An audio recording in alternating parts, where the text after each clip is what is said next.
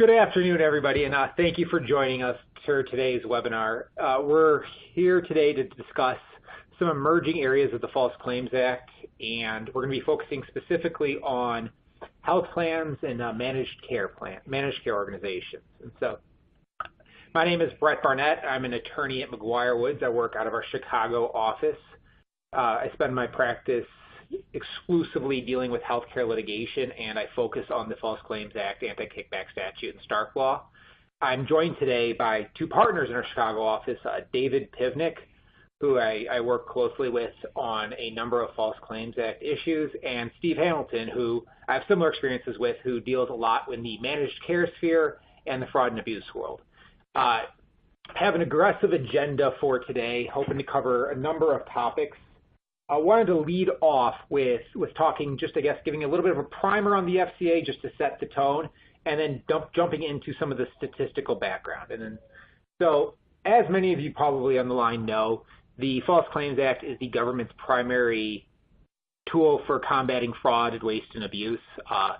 While it applies to anyone that contracts with the government, in our world and throughout the past 10 years, most prominently, we see a focus on the healthcare area. And the reason for that, obviously, is that there's a lot of Medicare contracting, there's a lot of Medicare Advantage plans, and so there's a lot of interactions with the government.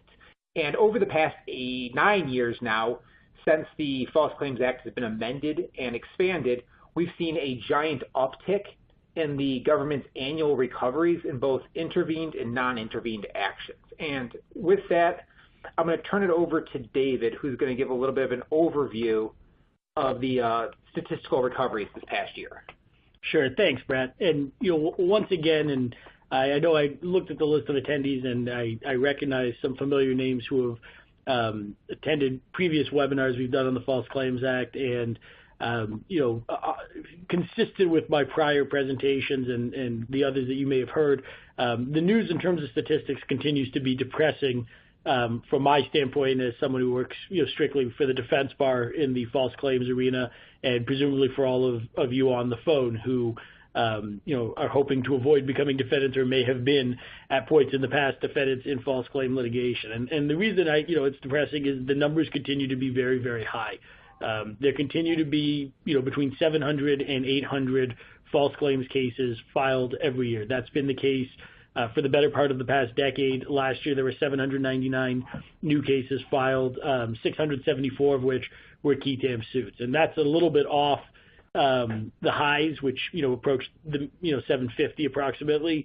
But it's still a significant number of qui tam suits, and it demonstrates that this is still sort of an area of particular focus and interest, and a place where people are making real efforts to bring claims. And I think, there's some competing interests there. I think most parties, particularly in the healthcare space, are pretty keenly aware of the importance of compliance and of the presence of the False Claims Act and the potential penalties thereunder, and are trying. I think it's much less common that we see the sort of typical upcoding or billing for services not rendered. But the flip side of that is the case volume is still high because we're seeing a lot more creativity on the relator side, and a lot more creativity from the government, and persistence in bringing implied certification claims and claims dealing with the anti-kickback statute and things of that nature. So the reality is, I think we're going to continue to see a high volume, and we're going to continue to see a lot of the cases that are being brought in new and creative areas.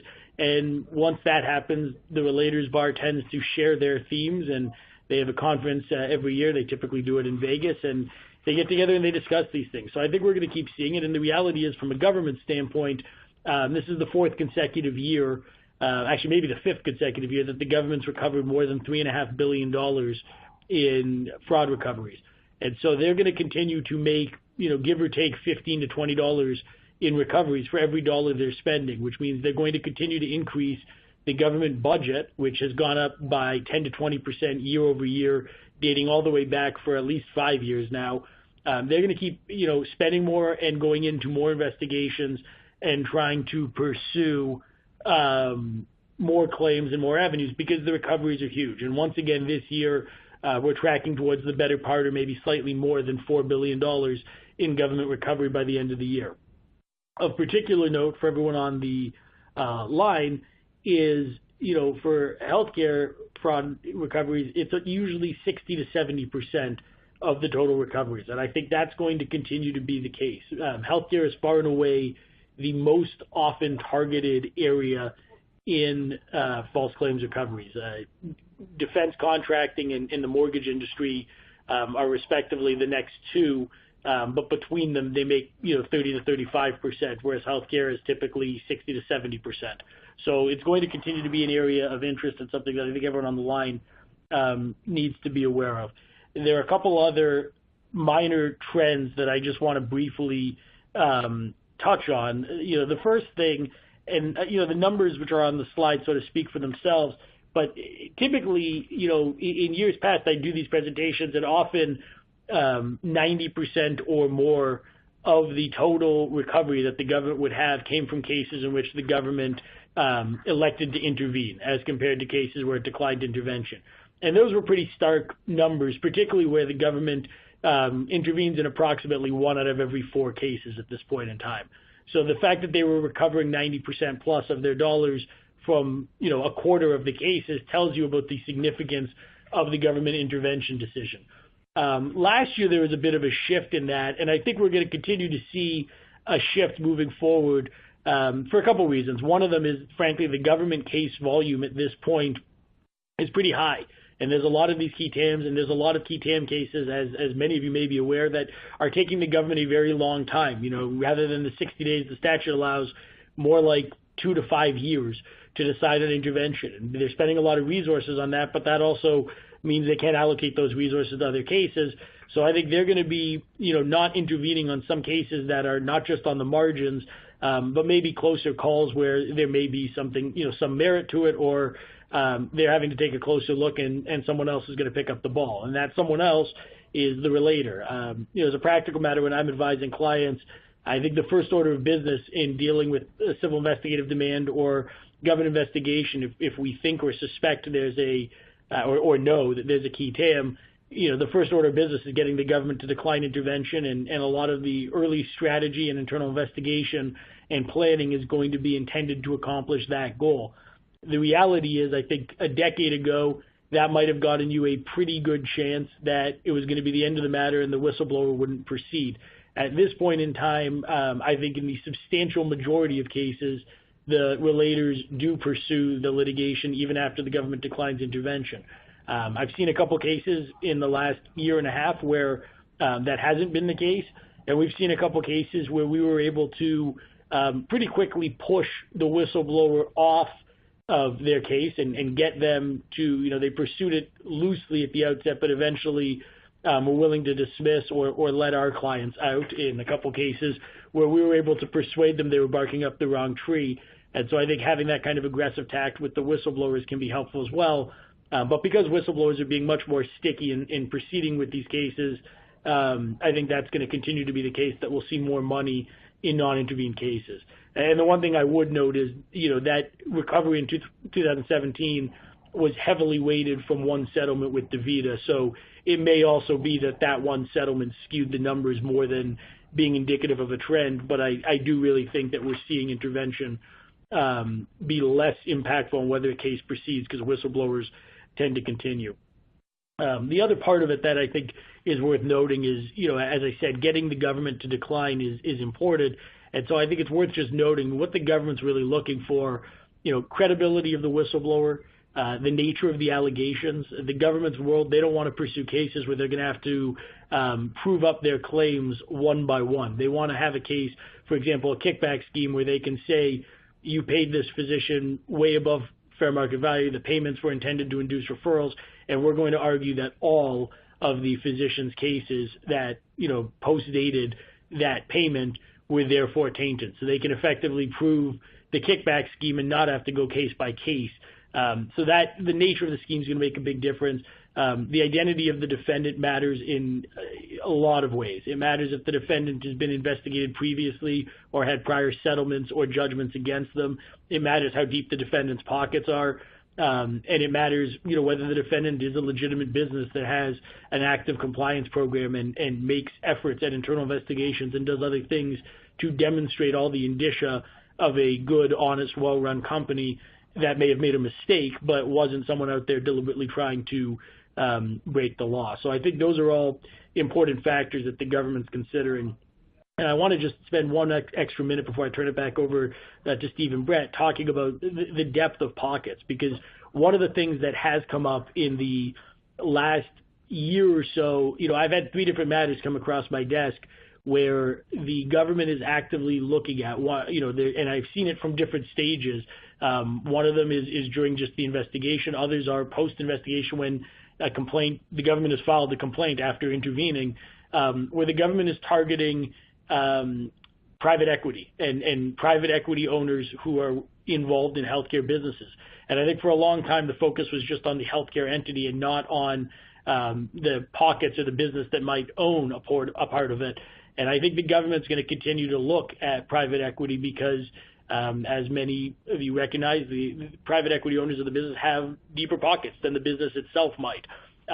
What I will say on that is one of the things in common amongst those cases, and I'm not suggesting in any way, shape, or form that the private equity companies engaged in any wrongdoing, but one of the common themes in those cases that have come across my desk and that I've seen reported publicly as well that don't involve McGuireWoods are that the private equity was allegedly actively involved in managing the business and in the wrongdoing, whether they were sitting on the board and making the decisions, whether it was being involved in the compensation at issue, things of that nature. And that's not to suggest that the government's theory is right, but it doesn't seem like the government's making a per se cut that says we're going to pursue the deeper pockets of private equity as a matter of course.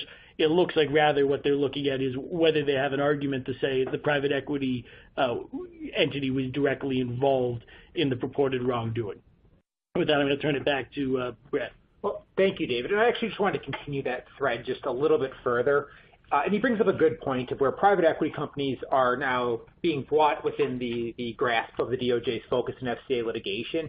And we see these things happening in batches of where the DOJ will set its sights on certain industries, and industries will come into the crosshairs over time. And so while you typically do see your hospitals and your health systems and your physicians, and those are more of your traditional key TAM defendants, here we're starting to see, in addition to private equity, an increased focus on pharma, labs, and the focus of our conversation here today, managed care and health plans. And with that, I kind of wanted to turn it over to Steve to talk about some of these theories of liability that we're seeing brought against health plans.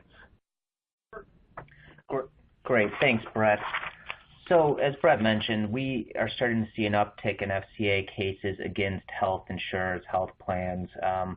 What we know just from obviously monitoring the market and being involved in the market is that many of the cases that are currently being unsealed were filed somewhere, let's call it between 2014 and 2016.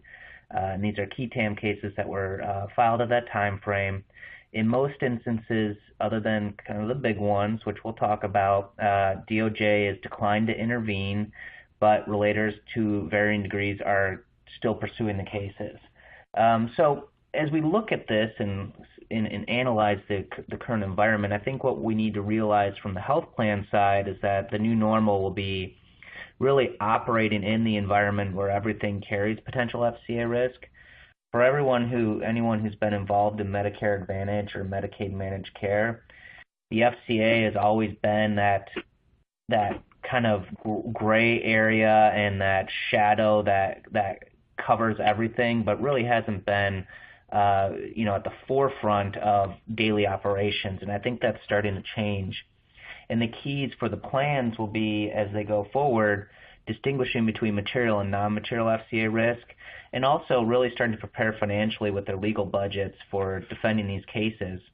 And as health plans know, right now, there are key indicators as to what may be out there, including the receipt of CIDs and other inquiries from the government.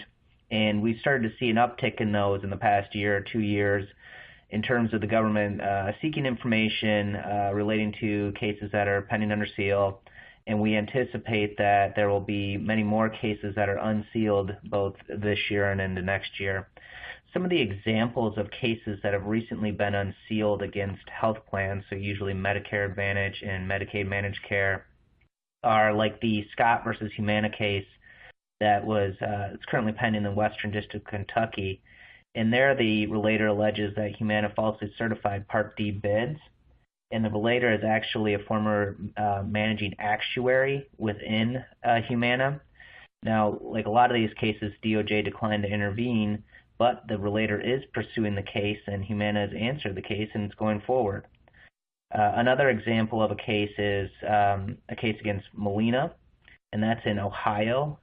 That case, the relator was a former provider configuration analyst, and the allegations are that Molina improperly paid Medicare Advantage and Medicaid claims submitted by excluded providers. Basically, the allegations are that Molina wasn't properly vetting its providers to ensure that they were not paying claims to excluded providers. Now, there, DOJ declined to intervene as well, and recently the relator decided to voluntarily dismiss. Another pair of cases against Molina are allegations in the Eastern District of Wisconsin, where the relator, it appears to be a serial relator because it's not an insider, alleges that Molina paid unlicensed and non-credentialed providers for Medicaid and Medicare services. So it's a similar concept that Molina is out there paying these providers that they shouldn't be paying, just like the allegations on the excluded providers. Another case against Molina is in Washington, where the allegations are that Molina was providing care coordination services for its dual-eligible special needs plans in Washington without having properly licensed care coordinators. And in that case, the relator is an owner of a physician practice management services organization, so an MSO, that had a relationship with Molina and some of the, and just generally the industry. And again, in that case, DOJ declined to intervene. Another one, very similar, was brought against Centene in Mississippi. And in that case, the relator was a former care manager in its Mississippi market, and the relator alleged that Centene was improperly paying, or I'm sorry, not properly rendering care management services because they didn't have licensed RNs or licensed social workers, and that they were employing licensed practical nurses, which the relator alleges was in violation of applicable law. Again, the DOJ declined to intervene there. So you're seeing this trend, which is these operational issues, which every managed care organization has to deal with, turning into alleged FCA risk. And in all of these cases that we've talked about, DOJ has declined to intervene. And I think that's largely because these operational issues, while they do carry FCA risk, there is less likelihood that it's what I would call material to the government's decision to pay for services. Another very similar example is in a Bartow versus WellCare case in Middle District of Florida. That relates to WellCare's practices, utilization management practices, where the relator was alleging that WellCare was improperly denying authorization requests, so effectively depressing the services that were being provided to their members. And in that case, the relator was a former senior director of marketing compliance. There, too, the DOJ declined to intervene. And there's a pair of cases that were recently unsealed in New York and Rhode Island, brought by a hedge fund investor. And in that case, the allegations are that drug manufacturers and PBMs and Part D plans were improperly accepting service fees, in that it was causing alleged improper Part D submissions with respect to direct and indirect remuneration reports and PDE data, prescription drug event data. So again, wrapping all this up, what we have are a bunch of hot areas and a bunch of what I'll call medium hot areas. The hot areas really are going to be more in the area of data submission, claims submission information to the government that will really directly drive payment. Kind of the other medium hot areas are instances when the MA plans or Medicaid plans are engaged in some type of operational activity, whether it's care management or some other thing that the plans need to do that someone alleges they're not doing properly. And I think in that first bucket you have a lot more risk, and in the second bucket there's a lot less risk. And as you kind of look forward, the data submission encompasses not just risk adjustment data or encounter data, which will be big in the future, we think, but also bid submissions, so Medicare Advantage bids, Part D bids, and then you kind of go down along the lines to like compliance obligations and other operational issues. So as we move forward, that's what we anticipate being more of the hot areas, which are those data submissions. And if we could flip to the next slide, we'll quickly talk about the standbys with the Swobin and Palin case. Brett, do you have that? Yep, it should be up. Okay. So we all know Swobin and the Palin case, and we'll go through these very quickly, but the big takeaway is that risk adjustment hasn't gone away, although it's been significantly pared back. So in Swobin, as most people know, the Ninth Circuit found that there could be a potential cause of action for the false certification of risk adjustment data. And basically what they were looking at was the fact that some Medicare Advantage organizations were, quote-unquote, conducting one-way reviews with respect to risk adjustment data. And I'm assuming a fair level of familiarity with risk adjustment data. But to make a long story short, risk adjustment data is data that's submitted by providers to Medicare Advantage organizations that identifies diagnoses for their patients, the provider's patients, that the Medicare Advantage organizations then submit to CMS, which results in a uptick or downtick in terms of risk adjustment payments. So the allegations was that the Medicare Advantage plans were only conducting audits and reviews to increase their risk adjustment scores so that they could get more payment. That's what this one-way review is. And the Ninth Circuit found that could be a potential cause of action. On remand, the district court ended up dismissing the case without prejudice and with leave to amend, and the DOJ at the time, which had intervened, determined that it wasn't going to go forward with Swobin. There were, we believe, some strategic considerations there, including the judge that case was pending before, and the fact that there was a sister case, the Palin case, which had the exact same allegations or very similar allegations, and DOJ intervened in that case as well. And as that case now stands, there is a complaint that is going forward that has been pared back to a certain degree, but currently that case will be going forward on theories of false risk adjustment data for the submission of these the claims or the data that drives higher payment or increased payment. One important takeaway from that case is that the judge in the district court found that there wasn't the ability to proceed on the false certification theory, which was to a certain degree very important for Medicare Advantage plans, because every Medicare Advantage plan has to certify as accurate and truthful all data. So the court said that that wasn't a viable theory to try to assert a false claims case on the certification itself, but the relator could actually proceed on the submission of the claims data.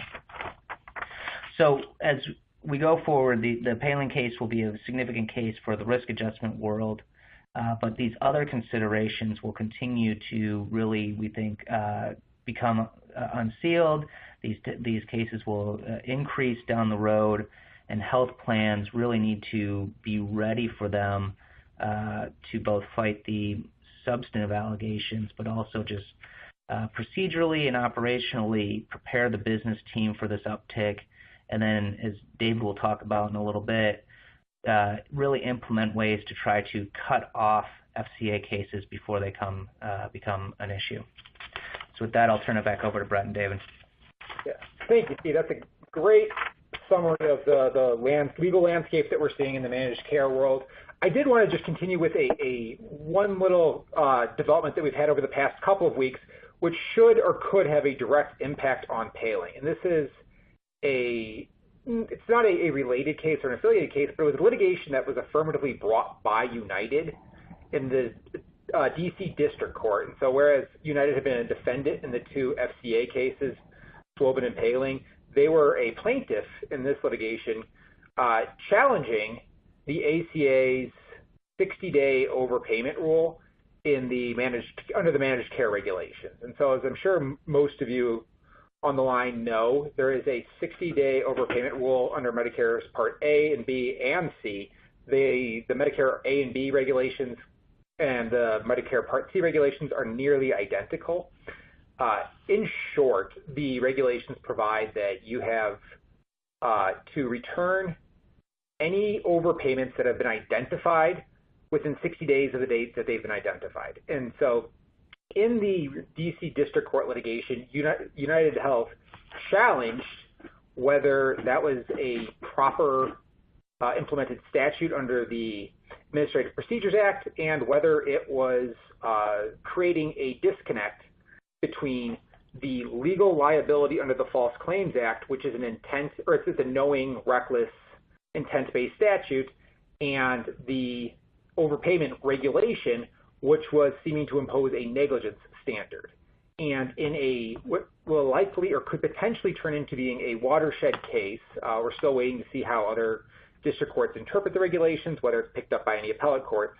The D.C. District Court agreed with United and said that the 60-day payment rule for managed care plans was unlawful. It was impermissible under the Administrative Procedures Act, and it attempted to impart a negligence standard on a False Claims Act liability, which is a higher standard of proof, a higher burden of proof, and the two are irreconcilable. And so the D.C. District Court has voided or found that the 60-day payment rule has been vacated now, and we expect that will be either appealed or that they will go back, or that HHS will go back and do another notice and comment period for revising the 60-day payment rule and standards. One last case that I wanted to talk about that just came down recently, and I think it's an interesting case because it implicates the anti-kickback statute in a new way for managed care plans, and it's a Northern District of Illinois case. It just came out recently, and it involves the use of a managed care plan's alleged kickback scheme with a pharmacy. The underlying allegations are that the pharmacy was providing kickbacks to the managed care plan in order to get its drugs onto the formulary. The formulary description provided a nice healthy copayment and rebates to the insurance company. Everyone was making a lot of money off of this. There was about $40 million in overpayments from the pharmacy to the insurance company. At the time that the contract came up for negotiations between the managed care plan and the pharmacy allegedly decided that they were going to forgive nearly 75% of the overpayments that were owed back to it. And a whistleblower, sure enough, came forward saying that was an inducement in order to keep the pharmaceutical product on the formulary and so that they could continue to get the benefit from that. It was just recently briefed at the motion to dismiss stage, and the court denied the motion to dismiss. The motions to dismiss brought by both the pharmacy and the managed care plan, and that case is going to be moving forward into discovery. It'll be an interesting case to follow and see just because of the AKS implications and because of the magnitude of the dollars that are potentially at issue there. Switching gears a little bit, we have discussed the case law that we're seeing in the managed care world. We've discussed the historical and statistical implications of the False Claims Act and how it interplays with managed care.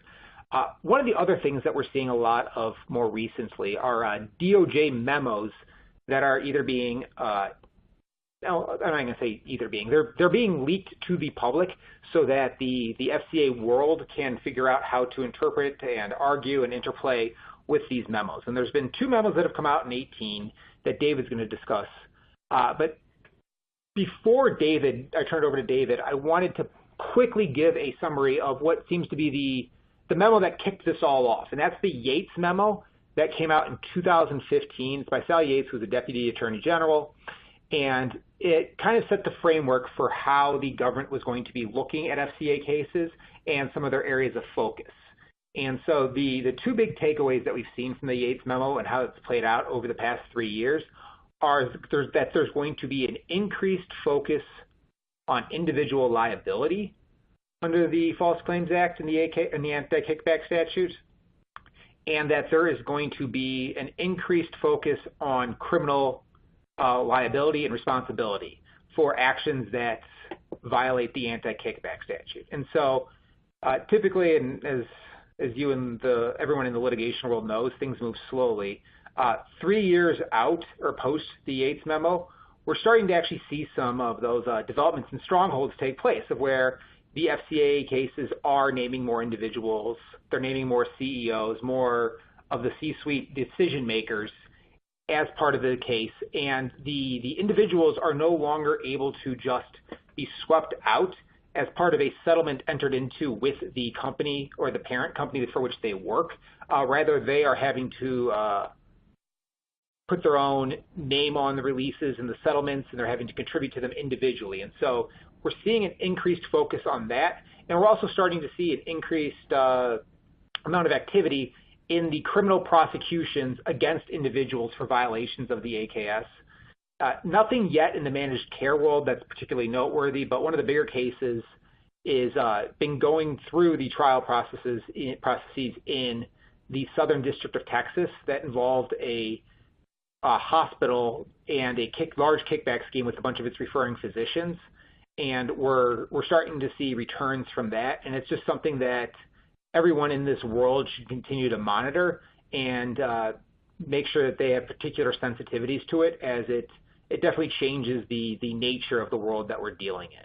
And with that, I wanted to turn it over to David to give a discussion on the 2018 memos that have come out. Great. Thanks, Brett. And one of the things that's interesting, I mean, Brett's correct in referring to the 2 memos that I'm going to talk about, which are the Granston Memo and the Brand Memo, as being, quote-unquote, leaked memos. What's interesting about them and helpful about them is, regardless of their origin, I mean, they're not hard to find. If you look for the Granston Memo from January 2018 to the Brand Memo from 2018, a quick Google search would get you the documents. But perhaps more notably, the Department of Justice has sort of doubled down on the statements in the memos. Most notably, an assistant AG was doing a speech about 6 months ago now, so in the late first quarter of the year, before a Ketam bar, and he basically owned all of the statements that were in these 2 leaked memos, didn't run away from them at all. But what the 2 memos say is, at least in theory, very, very helpful from a defense perspective, which is encouraging because it's giving Department of Justice statements that could shape the way some of the Ketam litigation plays out over the next couple of years, and that tend to be favorable to the defense. So the first of them is the Granston Memo, and basically the main thrust of that memo is that the Department of Justice should carefully analyze cases that are filed, Ketam cases, not just in terms of the intervention decision and whether the government wants to take over and pursue the case, but also in connection with the possibility of dismissing the case, so that if the government has done its review and has determined that the case is not meritorious and potentially is frivolous, or there are other fundamental flaws with the case, that the government should go ahead and exercise its authority to affirmatively dismiss the case. And because the government is the real party in interest and the claims are technically brought on they're brought on behalf of the government and they technically belong to the government has that right. What's interesting about the memo is the government's always had the right. There's no statutory change here. And the memo was not in any way, intended to be a benevolent position, one that basically said we don't want defendants spending a bunch of money defending a case that might not have merit. I mean, the point of the memo, plain and simple, was we don't want to risk bad case law. We don't want the government to pursue cases or to allow whistleblowers to pursue cases that are tenuous or frivolous and that could end up creating bad legal authority and bad precedent that the DOJ would then be stuck with in the future. So, I've done CLEs on two occasions in the last, well, I've done multiple CLEs, but on two occasions with AUSAs, one from Grand Rapids, one from the Northern District here in Chicago. And both of them sort of said, look, we've always looked at this in my office. This was always something we considered. It's always a factor. So the memo really wasn't saying anything new. Which is fair, and that, as I said, this has always been something the government has had the right to do. Where I think it's interesting is I think this sort of crystallizes that the DOJ's position is that, AUSA should be active in having that analysis and debating whether or not to dismiss. And I think it also gives defendants, when, the case, that there's a key tam under seal, you've been in discussions with the government, I think it is one extra layer to push for. So instead of just going in and making a pitch, for example, and saying, we think you should decline intervention, here's why, there's nothing to see here, going in and taking it that next step and saying, we think you should decline intervention, but frankly, we think you should also walk away from this case. Here are the flaws that you're going to have to deal with. We don't think you can overcome them, and sort of lay out a little bit of the case. And I had a case a couple of years ago, this was probably about 3.5 years ago, where we did that with the government, and the government declined to intervene and did so relatively quickly, but the case was fundamentally flawed on the law. I mean, the relator's theory just didn't hold water under the law. And what ultimately happened is we filed a motion to dismiss, and we asked for a dismissal with prejudice as to the relator, and the judge entered a dismissal with prejudice, period, as to the government and the relator. And the United States went back in, and the AUSA was handling the case, had to file a motion and ask the judge to revisit that opinion and to make the dismissal without prejudice as to the United States. And the judge, I think to his credit, looked at her and said, look, I'll give you 1 week to file a memo explaining why I overstepped. Otherwise, my ruling stands, and it's with prejudice as to the government too. And I think that's a perfect example where on the face of the complaint, the claims were baseless. I mean, they were ill-pled to begin with, and they weren't cognizable legally. And so the government should have just dismissed it, and it would have avoided a ruling that ended up impacting its rights as against my client as well, which again was beyond what I had even asked for. And so I think there's a lesson in that, following up with the government and using the Granston memo as a justification that this is something the government should actively be thinking about, I think is helpful and is an extra card for defendants to play going forward. What I can't say is that I'm super optimistic that we're going to see a ton of dismissals by the government over the next couple of years, but I think we'll probably at least see a slight uptick.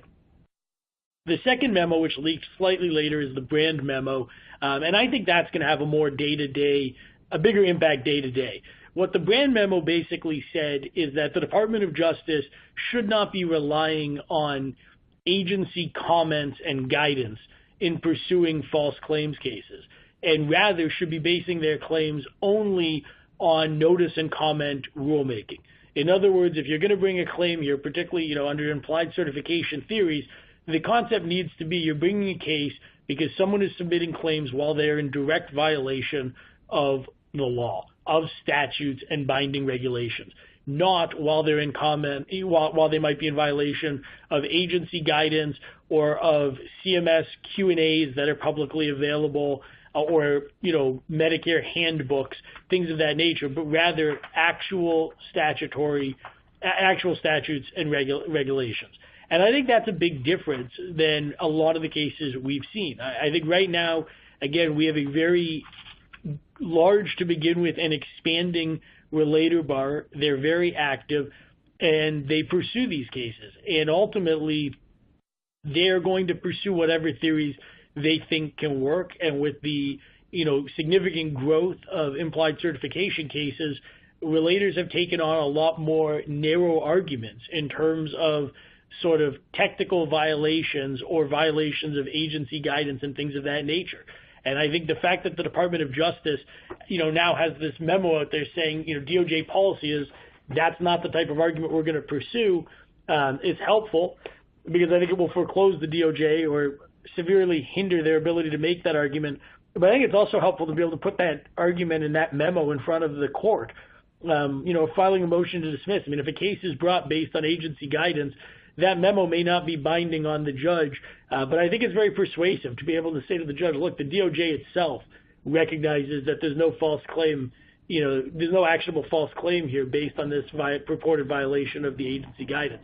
So I think that's going to be one that, may be a useful tool in combination with the Granston memo to say to the government, you should dismiss this case outright because it's based on non-binding guidance and not based on statutes. But I think it's also something that could sort of add gravitas to a motion to dismiss and be compelling to a judge in making the argument that a dismissal is appropriate. Well, thank you, David. And with that, I wanted to transition to our last topic for the day. And so now we've given a lot of overview on the legal landscape and how the DOJ is looking at these developments. Wanted to actually get into a little bit of the nitty-gritty on what you're doing from an internal standpoint of how the investigation should be going internally, how to deal with whistleblowers, and just give some guidance on that. And I wanted to, open it back up to David and Steve to talk about what are the first things that you do when you either have a supposed or believed whistleblower or you receive a civil investigative demand. Sure. Thanks, Brett. The first thing I would say is, and I hope that this goes without saying, but, you have to take it seriously. And I think it's easy to immediately take things seriously if you get a civil investigative demand from the Department of Justice. I think it's less obvious with internal complaints to immediately take them seriously, but I think it's of equal importance. As a practical matter, there are some whistleblowers who are out for money. There are some who are out for revenge. The company may have fired them and they want to burn the place down. And there are some, and I've seen this on multiple occasions in cases I've worked on, where the whistleblower really seems to have started out as a concerned corporate citizen who was looking at conduct taking place internally and felt uncomfortable about that conduct, and ultimately almost was forced into becoming a whistleblower because they didn't feel that they were being heard when they raised the complaints internally. So I think it's of paramount importance that any internal complaint is taken seriously. And that doesn't mean you need to immediately hire outside counsel and spend $1 million on the world's most rigorous investigation every single time. But it does mean that I think, you owe it to the company, you owe it to yourselves, you owe it to the whistleblower to take it seriously and to run it down. That may be as quick as looking and saying, hey, we looked into this and you're simply mistaken on the claim.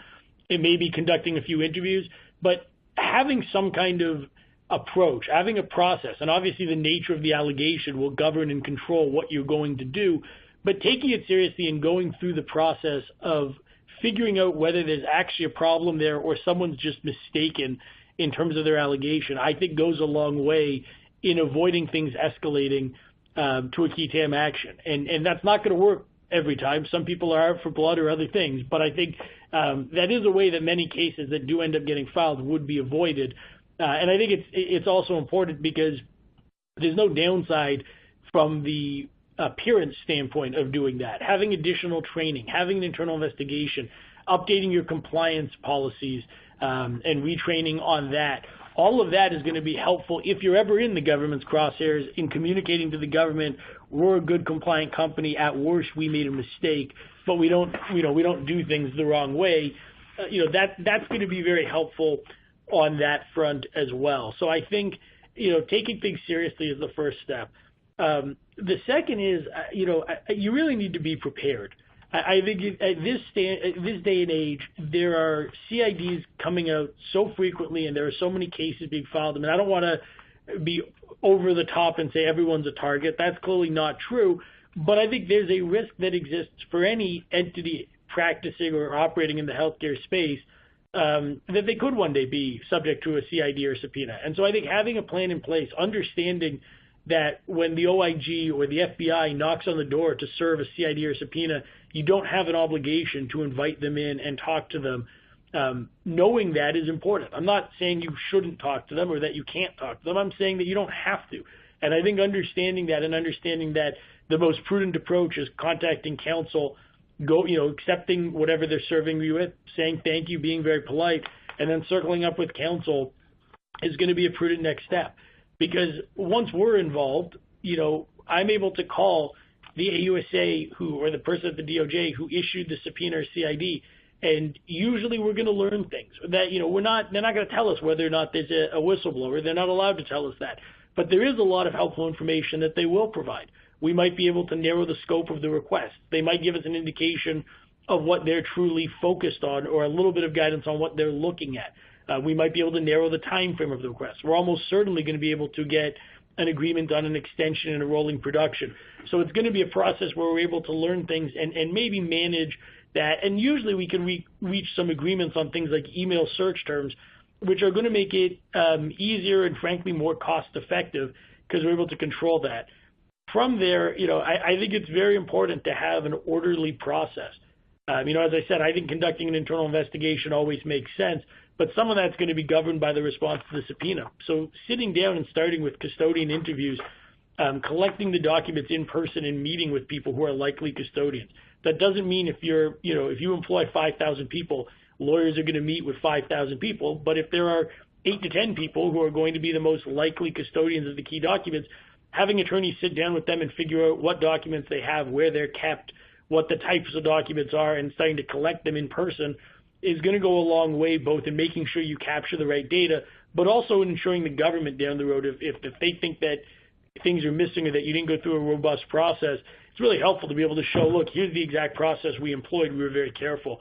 It also allows you to help structure the search terms in the most effective way, which again is helpful with the sign-off. And I think going through that process and then an orderly production, pursuant to the government specs is important.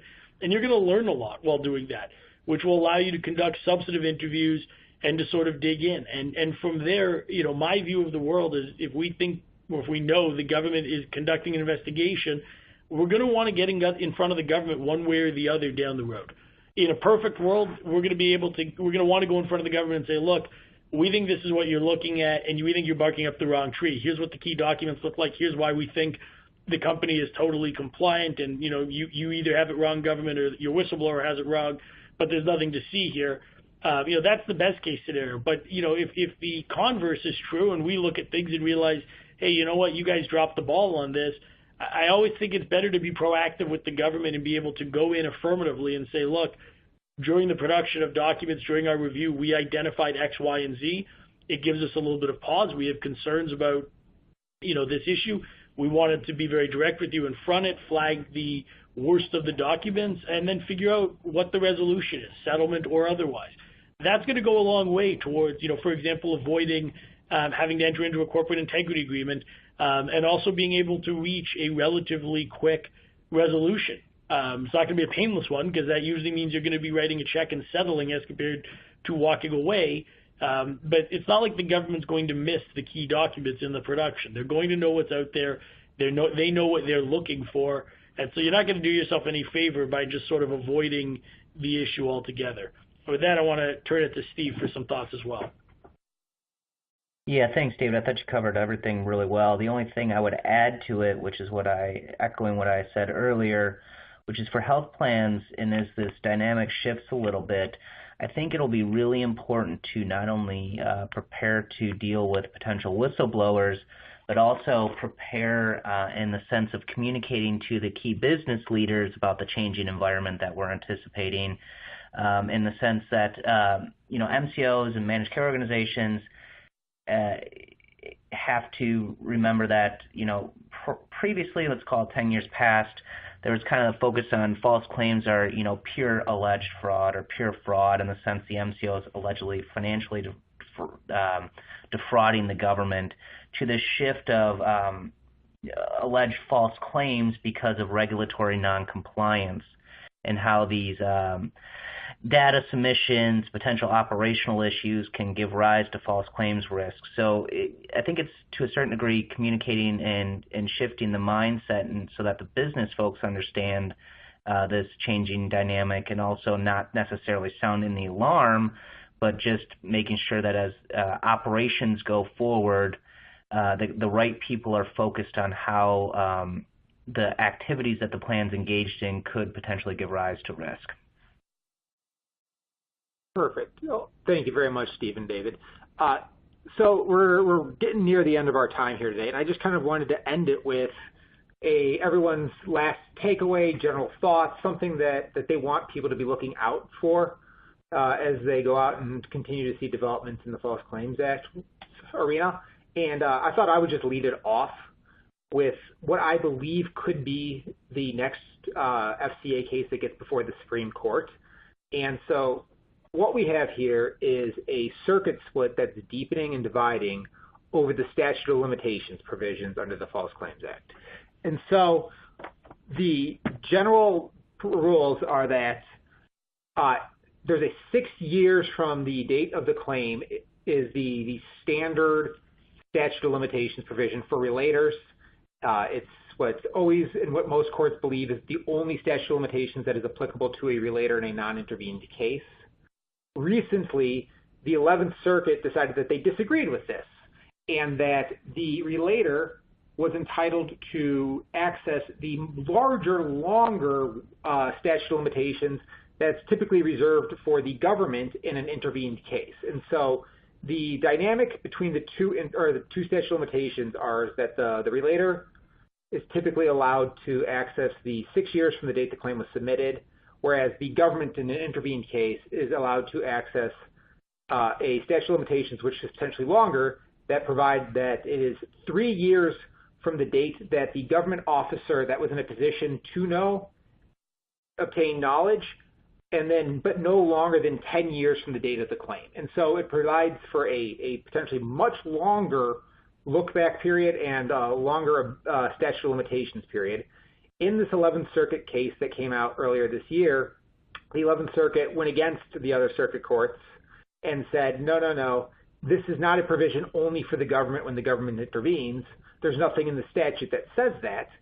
The legislative history is unclear, so therefore the relator is entitled to that, and the relator can rely on that longer statute of limitations period. I think this is going to create good fodder for the Supreme Court. The Supreme Court has weighed in before on the False Claims Act statute of limitations, and so I would not be surprised if this is another case that they take up in the next term or two. With that, I can open it up to David or Steve. Sure. I'll just comment briefly. I mean, I think that statute of limitations issue that Brett just mentioned is going to go up to the Supreme Court eventually, and I think it is an important one.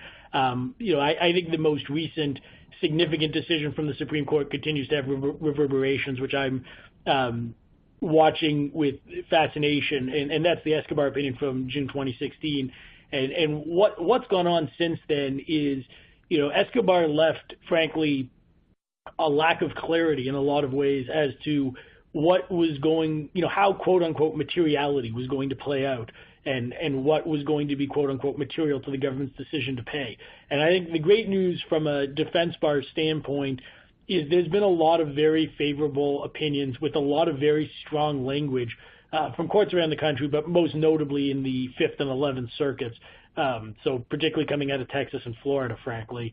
And I think that's going to be what I'm most interested in watching, because I think it gives a whole ground of defense that didn't exist before, or may have been less clear before, in terms of weeding out some of the hyper-technical arguments. Particularly, there's some great case law in the licensing context, for example, where you might have missed some checkmark on a licensing application. There's a lot of courts that are looking at that and saying that shouldn't be enough to give rise to a false claim when you did all the work you were supposed to have done. You provided the services and you billed appropriately. So I'm most excited to watch that. I think it's been the hottest item for 2 years, so I'm taking a bit of the shortcut by sticking with that, but I do really think it's going to continue to be a hotbed of litigation and a key issue in opinions. Steve, Thanks. Any last thoughts? The only thing I'll summarize and add is that I think for health plans themselves, Medicare Advantage organizations, Medicaid managed care organizations, the continuing big issue will be the submission of data that goes to payment. So risk adjustment is the forefront of it. As Medicare Advantage shifts to encounter data, I think encounter data will be a huge issue for plans for a lot of reasons, but the primary one is that a lot of plans are struggling with encounter data. It presents more operational challenges than risk adjustment data for a multitude of reasons. And as the encounter data becomes more important for payment, I think we'll see more people, more relators alleging that the encounter data is bad, ergo a false claim, which creates risk and liability. The sister to that is, I think, the MA and Part D bid submissions. I think that's always been a risk, and as we go forward, I think more and more relators, insiders, will start to question the foundation upon which those bid submissions are based, and try to concoct or create FCA risk and liability there. Well, perfect. Thank you, Steve and David. And with that, we have concluded our webinar today. We want to thank everyone again for joining, and also wanted to let you know that this is part one of a two-part series that we're doing. We're having the next webinar will be next month, and we'll cover False Claims Act issues in the hospital and health system world. We look forward to discussing with everyone then. Thank you very much again. Have a good afternoon.